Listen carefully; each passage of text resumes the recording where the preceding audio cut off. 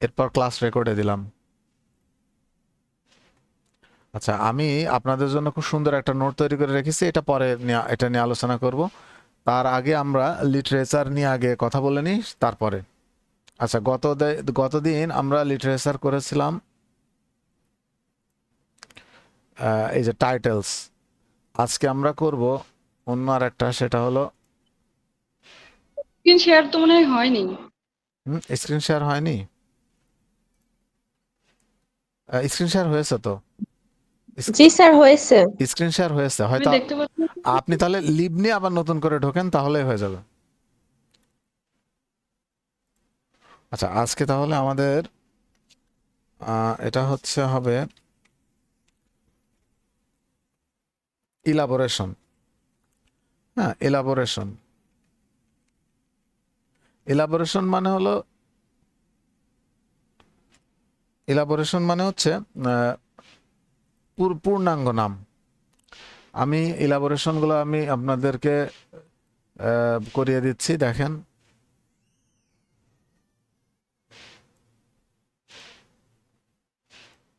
আচ্ছা, প্রথমে আমি দিয়ে দিই শর্ট নেম। ও, বড় করতে হবে তো, না ফন্টগুলো বড় লাগবে। আচ্ছা, প্রথমে আমি দিলাম শর্ট নেম, আর এখানে আমি দেব ইলাবোরেশন। এটা আপনাদের খুব দরকার। তো শর্ট নেমে আমরা প্রথমে আসব, আমাদের যেগুলো দরকার সেটা হচ্ছে DH Lawrence. DH Lawrence. DH Lawrence কিন্তু একজন বিখ্যাত নোভেলিস্ট। হ্যাঁ, ডিএইচ লরেন্স। তো ডিএইচ লরেন্সের নাম হচ্ছে David Herbert Lawrence. David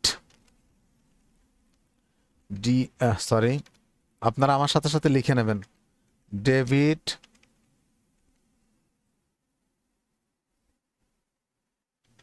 Herbert Lawrence. আচ্ছা, এরপরেরটা আমরা যাব হচ্ছে ইএম ফোস্টার।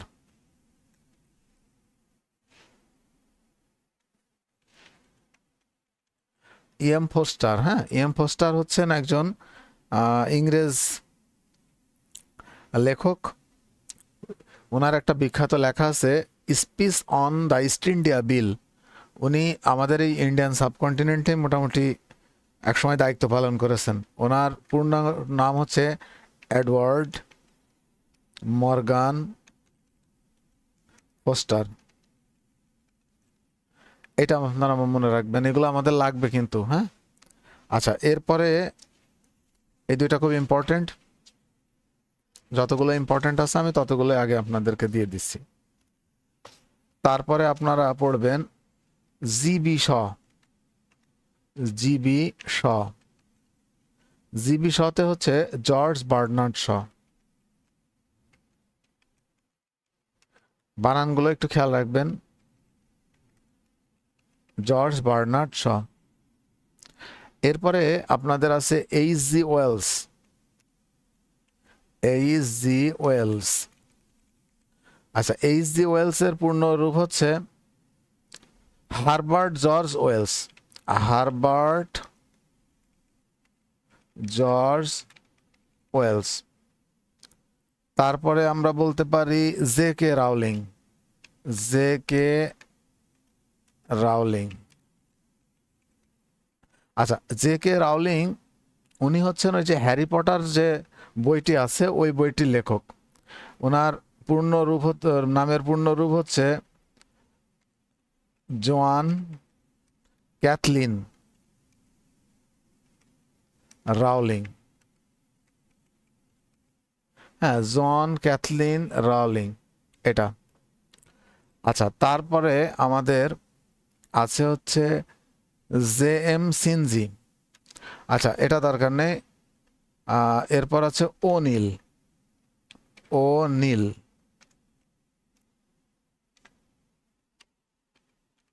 ও নীল হলো ইউজিন ও নীল।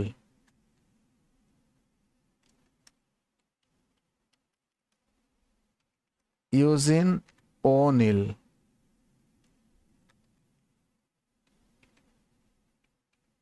আচ্ছা, তারপরে হচ্ছে পিবি শেলি। পিবি শেলিতে হয় হচ্ছে Parsi Bysshe Shelley.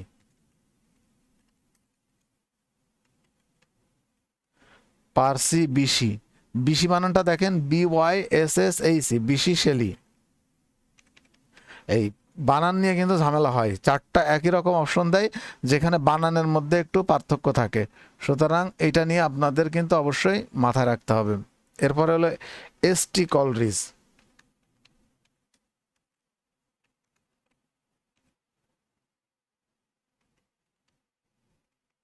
ST Coleridge হলো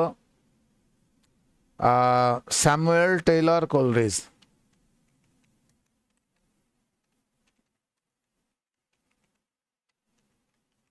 আচ্ছা, তারপরেরটা হচ্ছে TS এলিয়ট। TS এলিয়টের পূর্ণাঙ্গ রূপ হচ্ছে টমাস স্টিয়ার্নস। বানানটা ভালো মতো দেখে নেবেন, স্টিয়ার্নস এলিয়ট। আচ্ছা, নেক্সট হচ্ছে আমাদের WB ইয়েটস।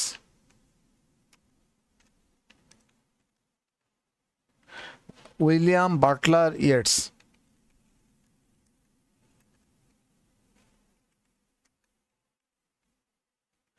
এই হচ্ছে আমাদের উইলিয়াম বাটলার ইয়েটস, তাহলে এই আরেকটা আমরা নেব, সেটা হলো RK নারায়ণ।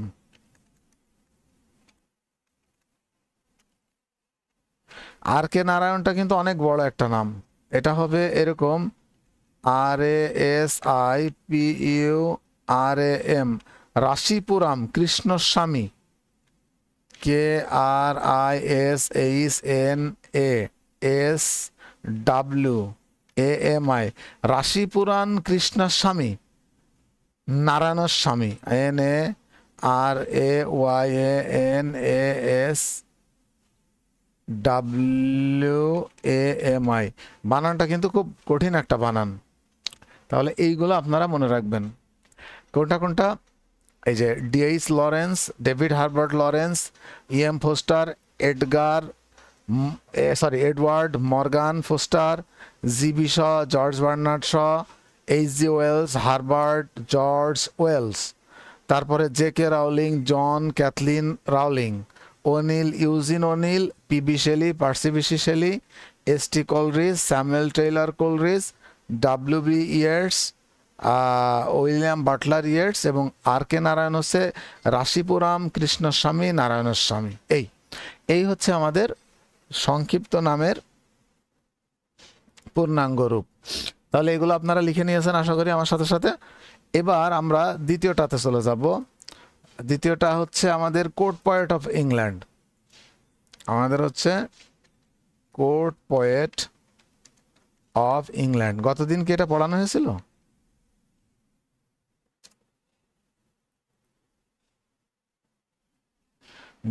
না।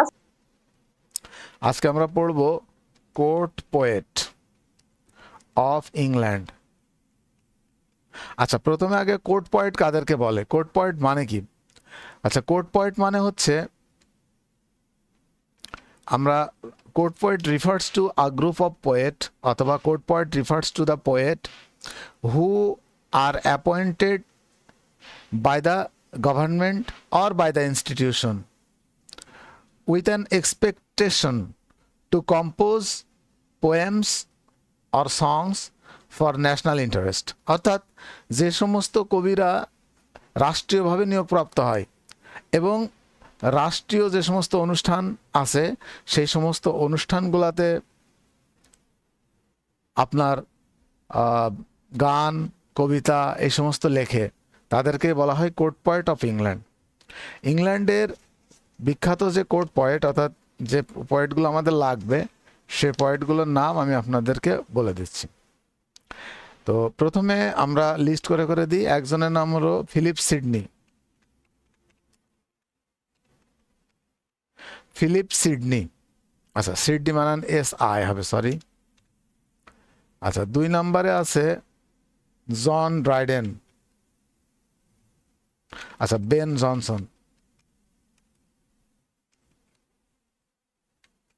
বেন জনসন, তারপরে আমরা নেব জন ড্রাইডেন।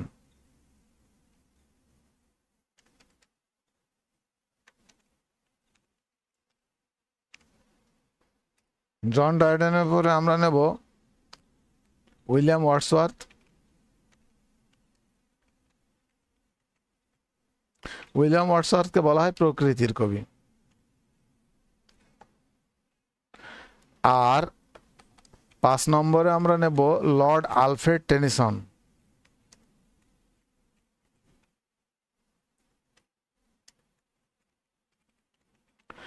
এই 5 জন কবিকে আমরা মনে রাখবো। অনেক কবি আছে যারা কিনা কোর্ট পয়েট, কিন্তু তার মধ্যে আমরা এই 5 জন কবিকে বিশেষভাবে মনে রাখবো।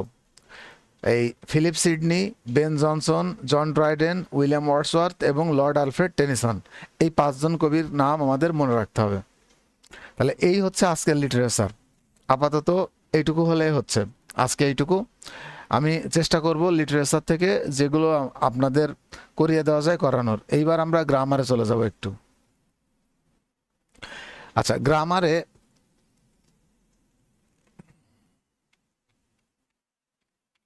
একটু বড় করে দিলাম। গ্রামারে আপনারা বলতে চেয়েছিলেন যে সাধারণ ভয়েস চেঞ্জ তো আমরা মোটামুটি পারি, এখন কিছু কিছু ভয়েস চেঞ্জ আছে একটু আলাদা টাইপের হয়, সেই ভয়েস চেঞ্জগুলো নিয়ে যেন আমি একটু কথা বলি। তো আজকে ভয়েস নিয়েই কথা বলবো। রুল নম্বর 1, এগুলো সব এক্সেপশনাল। যদি কোনো ভয়েসের মধ্যে কোনো সেন্টেন্সে রিফ্লেক্সিভ প্রোনাউন থাকে, রিফ্লেক্সিভ প্রোনাউন কোনগুলা? My self, your self, your selves, himself, দেমসেলফস, এগুলোকে বলে রিফ্লেক্সিভ প্রোনাউন। আমরা একটা সেন্টেন্স নিয়েছি, দেখেন হি কিল্ড হিমসেলফ। যদি এমন থাকে তাহলে এই সাবজেক্ট যেটা থাকে সেই সাবজেক্টকে ধরে প্যাসিভ করতে হয়। তাহলে হি কিল্ড হিমসেলফ মানে হি ওয়াজ কিল্ড বাই হিমসেলফ। অনুরূপভাবে পরেরটা দেখি আমরা, নীলা ফ্যান্ড হারসেলফ, তাহলে হবে কি? নীলা ওয়াজ ফ্যান্ড বাই হারসেলফ। আরেকটা আমি এখন করব, দেখেন, দ্য ম্যান answered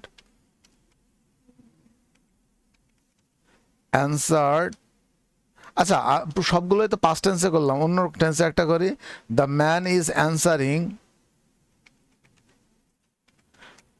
হিমসেলফ, অর্থাৎ লোকটি নিজেই নিজেকে উত্তর দিচ্ছিল। তাহলে আমরা লিখব দ্য ম্যান যেমন আছে এমনই। আমরা জানি ভয়েস চেঞ্জ করতে গেলে এই পাশ থেকে অবজেক্টকে সাবজেক্ট করতে হয়, কিন্তু এই জাতীয় ভয়েসের ক্ষেত্রে সেটা করতে হয় না। তাহলে আমরা করব কি? দ্য ম্যান ইজ বিইং, কারণ আমরা কন্টিনিউয়াস টেন্সের ভয়েস করছি, তাহলে কন্টিনিউয়াস টেন্সের ভয়েস করতে গেলে বিইং ব্যবহার করতে হয়। The man is being answered by himself. তাহলে আমরা বুঝে ফেললাম রিফ্লেক্সিভ প্রোনাউন থাকলে আমাদের এইভাবে করতে হয়। এবার আমরা দেখব রিসিপ্রোকাল প্রোনাউন থাকলে কি করতে হয়। আমরা রিসিপ্রোকাল প্রোনাউন জানি, ইচ আদার, ওয়ান অ্যানাদার, এগুলাকে বলা হয় রিসিপ্রোকাল প্রোনাউন। আচ্ছা, এখন দে লাভ ইচ আদার, তারা একে অন্যকে ভালোবাসে। রিফ্লেক্সিভ প্রোনাউনের ক্ষেত্রে যেভাবে করেছি, রিসিপ্রোকাল প্রোনাউনের ক্ষেত্রে ওই একইভাবে করতে হয়।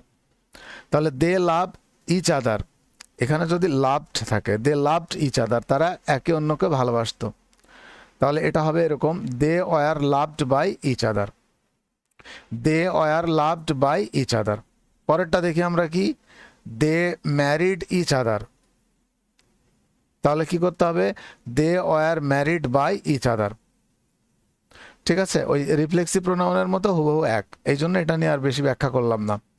আপনারা যখন ক্লাস দেখবেন তখন খাতায় সেন্টেন্সগুলো লিখবেন, লেখার পর এগুলো নিজে নিজে প্র্যাকটিস করবেন এবং এই জাতীয় আরও কিছু সেন্টেন্স নিজে নিজে তৈরি করবেন এবং সেগুলোকে করার চেষ্টা করবেন, তাহলেই দেখবেন আপনাদের এই জিনিসগুলো ভালো মতো পারবেন।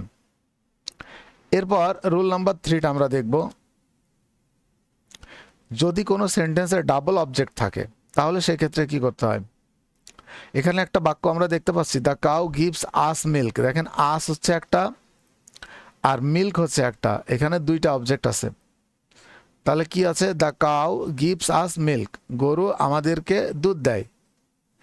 এই ক্ষেত্রে এইরকম ডবল অবজেক্ট যদি থাকে তাহলে এর ভিতরে একটা দেখবেন ব্যক্তিবাচক আছে আর একটা দেখবেন বস্তুবাচক আছে।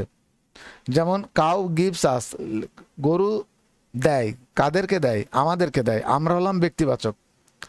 আর এই যে মিল্ক, এটা হলো বস্তুবাচক। তো এই ধরনের সেন্টেন্সের দুই রকম ভাবে ভয়েস হতে পারে, যেহেতু দুইটা অবজেক্ট থাকে। তো যদি ব্যক্তিবাচক অবজেক্টটা দিয়ে আমরা ভয়েস চেঞ্জ করি তাহলে এভাবে করতে হয়। আজকে আমরা উইয়ে পরিণত করে নিলাম সাবজেক্টের জায়গায় এনে। তাহলে উই আর, যেহেতু এটা প্রেজেন্ট টেন্সে আছে, তাহলে we are given milk by the cow. We are given milk by the cow, এটা হচ্ছে একটা নিয়ম। আর যদি মিল্ক ধরে করা হয় তাহলে সেক্ষেত্রে এভাবে লিখতে হয়, milk is given to us. এখানে অতিরিক্ত তখন একটা টু নিয়ে আসতে হয়। তাহলে milk is given to us by the cow, এভাবে করতে হয়। আরও একটা বাক্য দেখি এবং তারপরে আমরা আর একটা বাক্য করব।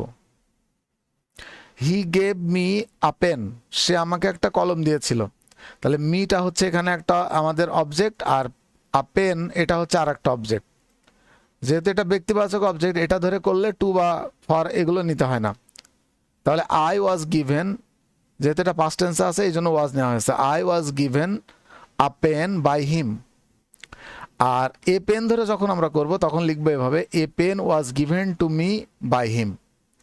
আশা করি এই ব্যাপারটা বুঝেছেন। যদি না বুঝে থাকেন আমাকে প্রশ্ন করবেন পরবর্তীতে অবশ্যই। এইবার খুবই গুরুত্বপূর্ণ একটা নিয়ম, এই নিয়মটা থেকে আপনাদের প্রচুর প্রশ্ন পড়ে, আপনাদেরকে অবশ্যই এই নিয়মটা ভালো মতো মনে রাখতে হবে।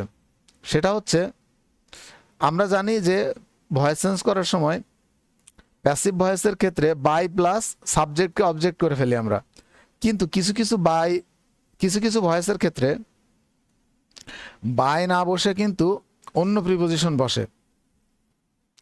অন্য কি কি প্রিপোজিশন বসে? আচ্ছা, অন্য প্রিপোজিশন বসে যেমন ধরেন উইথ, টু, অ্যাবাউট, অ্যাট এবং ইন। এই প্রিপোজিশনগুলো প্রায়ই ব্যবহৃত হয়। এর মধ্যে এখানে আমি কিছু ভার্ব দিয়ে দিয়েছি, আপনাদের নোট করে রাখবেন। Cover, crowd, fill, ornament, annoyed, pleased এবং সিজড, এই ভার্বগুলো যদি থাকে তাহলে তারপরে উইথ বসে। নো যদি থাকে তারপরে সাধারণত টু বসে। ওয়ারিড যদি থাকে তারপরে অ্যাবাউট বসে। সারপ্রাইজড এবং চার্মড এগুলো যদি থাকে তারপরে অ্যাড বসে। কন্টেইন, এমবডি, ইনক্লুড এবং সাবসাম এগুলো যদি বসে তাহলে ইন বসে। বিষয়টা একটু বুঝিয়ে বলি তাহলে বুঝতে পারবেন। তার আগে একটা বলি, একটা ব্যতিক্রম আছে, সেটা আমি বলে রাখি, সেটা হলো নো।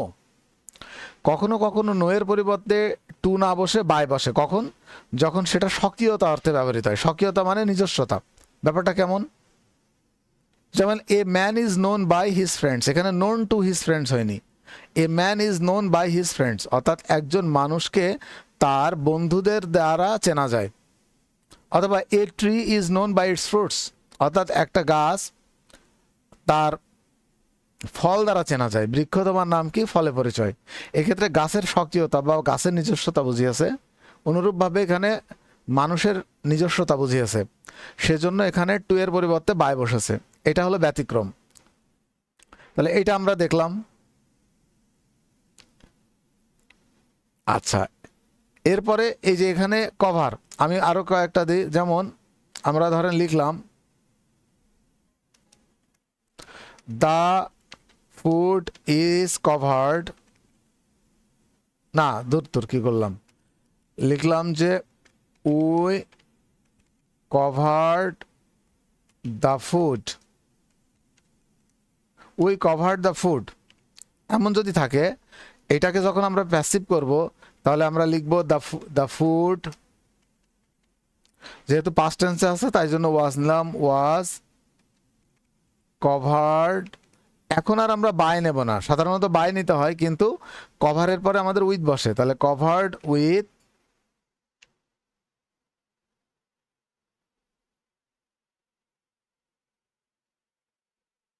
আচ্ছা, এখানে একটা ঘটনা ঘটেছে, ঝামেলা হয়েছে। হচ্ছে আমরা তো ফুড কভার করি না, ফুড কোনো কিছু দিয়ে কভার করতে হয়। তাহলে আমরা কি লিখব যে the cloth covered the food, তাহলে the food was covered with the cloth. আচ্ছা, এইখানে আরেকটা ব্যাপার আছে। এইখানে যদি the cloth, with the cloth. এখানে যদি এমন হতো, একটু মনোযোগ দিয়ে দেখেন, we covered the food,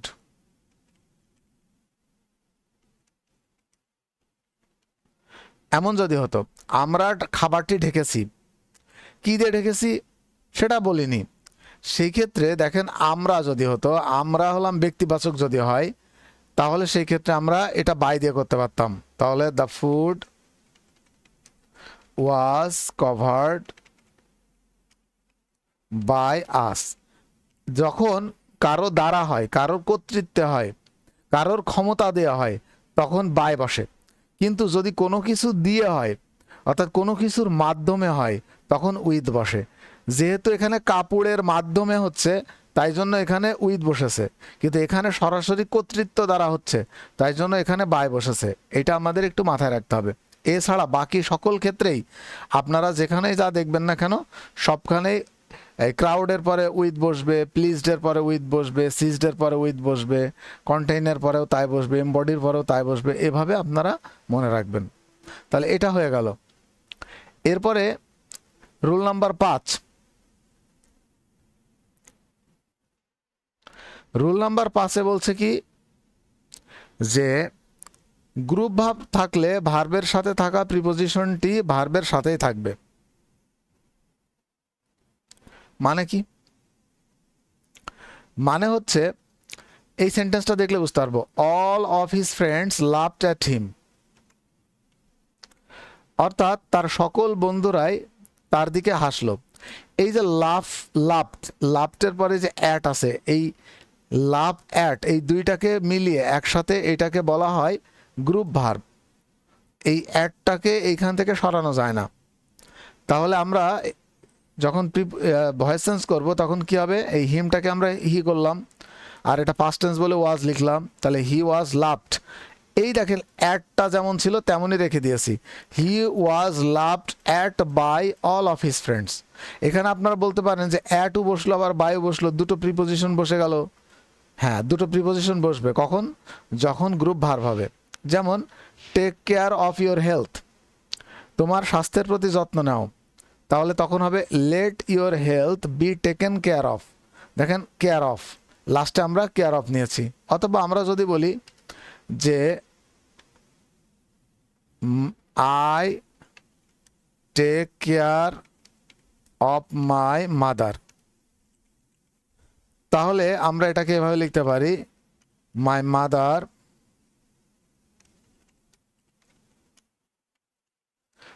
mother is taken care of by me.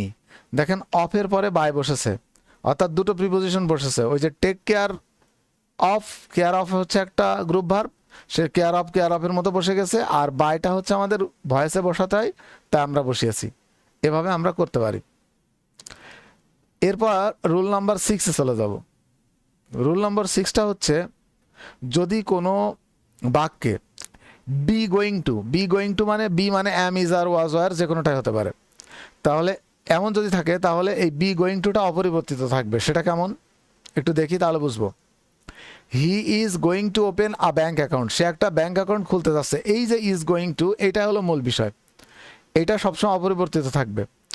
তাহলে আমরা এ ব্যাঙ্ক অ্যাকাউন্ট অবজেক্ট, সেটা আমরা আগে লিখলাম এ ব্যাঙ্ক অ্যাকাউন্ট, আর এই যে ইজ গোয়িং টু, এই ইজ গোয়িং টু যেমন ছিল অমনই রেখে দিলাম, তাহলে is going two.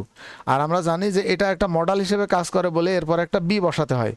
Can, could, shall, should, will, would এগুলোর পরে যেমন একটা বি বসাতে হয়, এটাও একটা মডেল হিসেবে কাজ করে বলে এরপরে একটা বি বসাতে হয়। তাহলে a bank account is going to be opened by him. দ্বিতীয় বাক্যটা দেখি আমরা, they were going to buy a car, তারা একটা গাড়ি কিনতে যাচ্ছে। তাহলে আমাদের কি লিখতে হবে, a car was going to be bought by them. ওই যে ওয়াজ গোয়িং টু, এখানে ওয়ার গোয়িং টু ছিল, তো দের পরে ওয়ার বসে, কারের পরে তো আর ওয়ার বসে না, কারের পরে তো ওয়াজ বসে, এই জন্য আমরা ওয়াজ বসিয়েছি। তাহলে a car was going to be bought by them, এটা তাহলে আমরা বুঝতে পারলাম। এখন আমরা 7 নম্বর রুলে চলে আসব, সেটা হলো quasi passive verb. Quasi passive মানে অর্ধেক প্যাসিভ, যে বাক্যগুলো গঠনগতভাবে অ্যাক্টিভ কিন্তু ব্যবহারিক দিক থেকে অর্থের দিক থেকে প্যাসিভ, তাদেরকে আমরা বলি কোয়াজি প্যাসিভ। যেমন হানি টেস্ট সুইট, হানি খেতে মিষ্টি। এখানে দেখে মনে হচ্ছে হানি নিজেই নিজেকে টেস্ট করছে, কিন্তু আসলে তা না। এই ধরনের বাক্যকে বলা হয় কোয়াজি প্যাসিভ বাক্য। তো এই ধরনের বাক্যকে দুইভাবে ভয়েস চেঞ্জ করা যায়। একটা হলো হানি ইজ টেস্টেড সুইট, টেস্টকে যখন টেস্ট এটাকে যখন ভয়েস চেঞ্জ করা হয় তখন ইজ টেস্টেড হয়ে যায়, তাহলে হানি ইজ টেস্টেড সুইট এভাবে বলা যায়। অথবা হানি is sweet when it is tested এভাবে বলা যায়। অনুরূপভাবে আমরা আরেকটা বাক্য লিখতে পারি রাইস সেল চিপ, অর্থাৎ চাল সস্তায় বিক্রি হচ্ছে, এটা এভাবে লিখতে পারি রাইস ইজ সোল্ড চিপ। অথবা আমরা বলতে পারি rice is cheap when it is sold. ব্যাস, এই দুইভাবে আমরা করতে পারি। এই যেমন দ্য হাউস ইজ বিল্ডিং, এটাকে আমরা এভাবে করতে পারি the house is being build. এখানে হোয়েন কেন না হলো? ওই যে উপরেরটা হানি ইজ সুইট, ওইটা তো হোয়েন কেন হলো? ওই যে একই তো কথা, হোয়েন ইট ইজ টেস্টেড। একই তো কথা। Honey is sweet when it is tasted আর rice is cheap when it is sold একই। মানে হানি হচ্ছে মিষ্টি যখন এটা টেস্ট করা হয়, রাইস ইজ চিপ অর্থাৎ চাল সস্তা যখন এটা বিক্রয় করা হয়। মূলত এইখান থেকে এইটুকু হচ্ছে আমাদের প্যাসিভ, ঠিক আছে? তো এই হোয়েন মানে হচ্ছে যখন এটা বিক্রয় করা হয়, এই জন্য আমরা এখানে হোয়েন বসিয়েছি। এই হচ্ছে বিষয়। তাহলে এই 7 নম্বর পর্যন্ত আমাদের নিয়ম। এবার আমরা 8 নম্বর রুলটা দেখব। 8 নম্বর রুল হচ্ছে পুট আপ এবং স্প্রেড দিয়ে যদি কোনো বাক্য শুরু হয় প্রথমে যদি পুট আপ বা স্প্রেড দিয়ে হয়, তাহলে আমরা এভাবে করব, হ্যাভ দিয়ে করব। সেটা কেমন? পুট আপ এ টেন্ট হেয়ার, অর্থাৎ এখানে একটা তাঁবু খাটাও।